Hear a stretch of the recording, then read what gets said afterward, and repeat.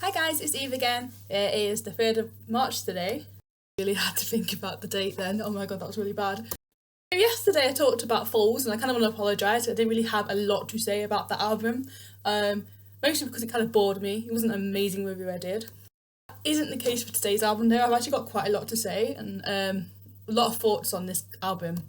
I'm going to obviously keep it brief because these are meant to be like quick reviews, right? So I'm not going to like rabbit on too long. So the album I'm going to talk about today is Brave Faces Everyone by Spanish Love Songs. And it's actually really good. I really like this album. So I only realised who Spanish Love Songs were about 2 weeks ago actually. Spotify obviously creates playlists for you based on your listening, and I had a playlist I think Routine Pain came on as one of the songs. And I found it really resonated with me and sort of how I'd been feeling over winter, because I've been feeling not so great a lot of the time. So yeah, I hadn't really listened to the rest of the album, but I thought I'd use this opportunity to listen to the whole of Brave Faces Everyone. And I'm aware they've got albums before that album, but this is the newer ones from 2020. Relatively new. It came out a year ago, so I'm not sure how new you would say that is, but there you go.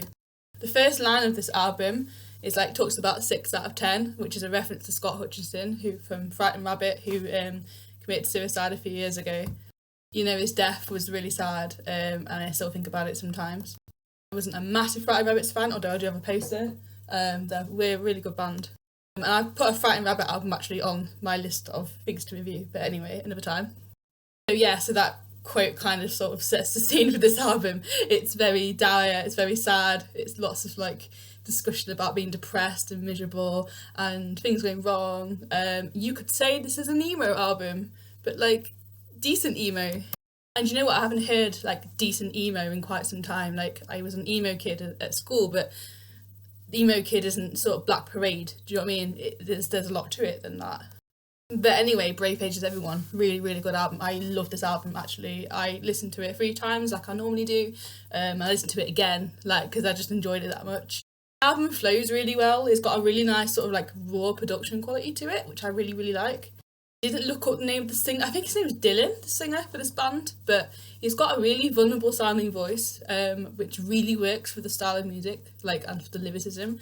And his lyricism is interesting actually. It's very stream of consciousness, which I suppose a negative would be it would kind of put a lot of people off perhaps who aren't used to that sort of like writing style. But I really like it. I think it really works for what he's talking about.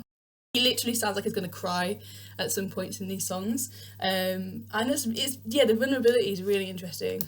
There aren't many tracks in this album that I don't like, to be honest. I really like Kick, that's a great song. Beachfront Property, Losers, like Losers 2 as well. The last song, Brave Faces Everyone, is fantastic. But I still think, perhaps Routine Pain is my favourite. That was my introduction to this band, and I think maybe that will stick with me.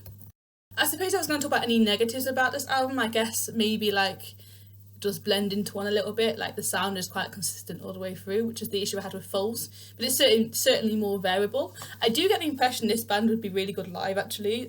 If they came through town, I think I would go and see them.